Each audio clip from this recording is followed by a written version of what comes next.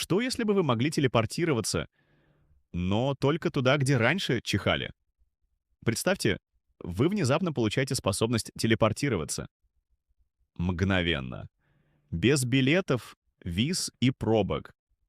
Но есть один нюанс. И он, мягко говоря, не мелкий. Телепортироваться можно только туда, где вы уже когда-то чихнули. Забудьте о сияющих порталах, червоточинах и фразе «Луч меня, Скотти!». Никакой магии, только чих. Старый, банальный чих. Где-то в какой-то момент вашей жизни ваш нос решил, что в воздухе слишком много перца и... Пшш! Выдали выброс воздуха и микроскопических частиц. И вот именно этот момент — ваш якорь в пространстве. Поздравляем! Спальня? Да вы там 1000 раз чихали. Ванная? Запросто. Та остановка в дождливый день в 2013 году? Конечно. Та подозрительная заправка возле Альбукерки, где вы съели острый хот-дог. И трижды подряд чихнули? Ваша следующая точка назначения. Добро пожаловать! Но мечта побывать в Японии? Увы. Если вы ни разу не чихнули в аэропорту Нарита, вдохнув васаби, вы застряли. И буквально, и географически. Разберемся с наукой. Чих — это рефлекс.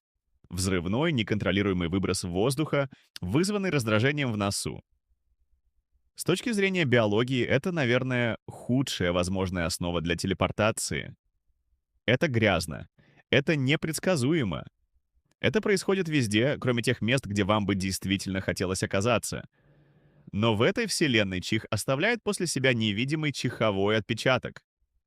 Квантовый след, как крошки хлеба в пространственно-временном пироге. А ваш мозг, теперь с встроенной системой поиска мест чиха, может мгновенно отследить нужную точку и вжух! Вы уже там. Звучит круто. Ну... Представьте хаос. Пограничный контроль теряет смысл. Люди исчезают из тюрьмы, правда, только если они чихнули на парковке во время ареста. Воры нанимают специальную группу чихальщиков, чтобы те оставили якоря в богатых особняках.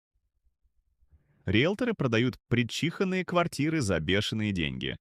Тем временем обычная простуда превращается в стратегическое событие. Простудились? Отлично. Пора чихнуть в банке, офисе начальника, в здании ООН и, может, даже на яхте. Аллергический сезон — это инвестиция в свободу. Но есть ограничения. Насильно не чихнешь. Ну ладно, можно понюхать перец или взглянуть на яркую лампу, если вы из тех, кто реагирует. Но гарантий нет. И главное, второй шанс не предусмотрен. Один чих равен одной точке. Навсегда. А теперь представьте ссору. Все идет к тому, что вы проигрываете, и бац! Вы исчезаете посреди спора и оказываетесь на уютной бабушкиной кухне, где когда-то чихнули на коричные булочки. Тактическое отступление через носовой рефлекс. Или вы на работе.